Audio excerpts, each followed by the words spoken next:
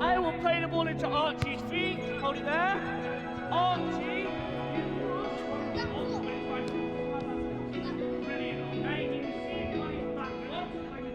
So Connor, how old were you when you first came to Stoke City? So when I first got scouted for Stoke, I was 7 years old. So I came in on trial previously twice before I actually got signed. So I came in at 8s, unfortunately got released. And then I came in at 9s, and that was sort of where I made a good impression. But then I finally got signed at 11s, and then I stayed until I was 18. And how does that feel when you get signed up as a scholar? Oh, the feeling's amazing. It's unreal. It's there's a lot of emotions that go through. So it's excitement, it's nervousness as well, because you don't know what's going to happen. It's your first time in full-time football, but the overall feeling is amazing. You're buzzing after it. It's never nice when you get released. What emotions did you go through, and what did you feel at that time? So the first emotion, anger. You don't know why you've been released, or you get a little bit of feedback, but because you're a player, it damages your ego a little bit. But then once you have a little bit of time to think about it, you feel, well, listen, I've given it all I could have done, and it's a little bit of, you feel proud. It's a real kind of blow to them when they do finally get that news, as and when that might happen, that unfortunately they're not going to be able to pursue that kind of, at one point has been a dream for them to play professionally and ultimately play for Stoke City's first team.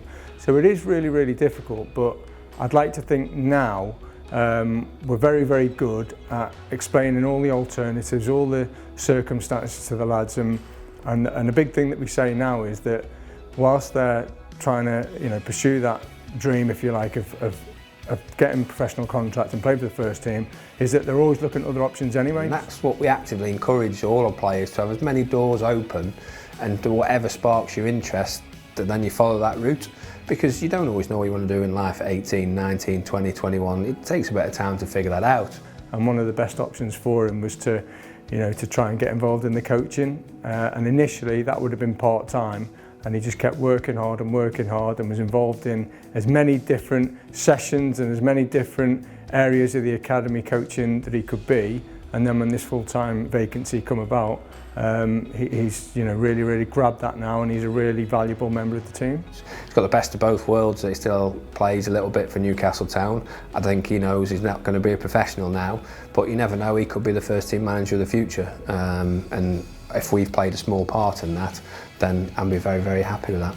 He had a real gift and for working, particularly with the young ones as well. He's really good, great knowledge, really good interactive sessions and everything like that, and he's got a really good manner and a really good way with the youngsters, and that's why he's currently working primarily, certainly with the foundation phase, but primarily with the 9s and the 10s as well. How do you think your experiences will help them and the ideas that you can put across to them? Well, I think it'll be relatable for them as well, because I can sort of always go back to, well, I've been through the journey myself. Yes, there's bumps in your road, but at the end of the day, you're all striving for the same goal at the end of it, which is to reach the pinnacle and reach the top.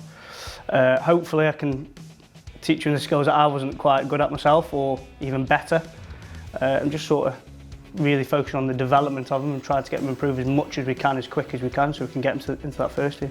Whilst he's had his football journey's come to an end in terms of being a professional, this is just the first stage of his next career, and he's taking it by both hands, and that's all down to him as an individual and how desperate he is to do well.